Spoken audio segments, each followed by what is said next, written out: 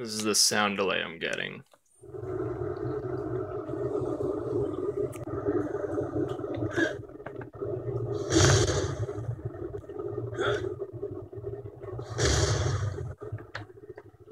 It's not only on my TV, it's on the wireless headset too. I tried it.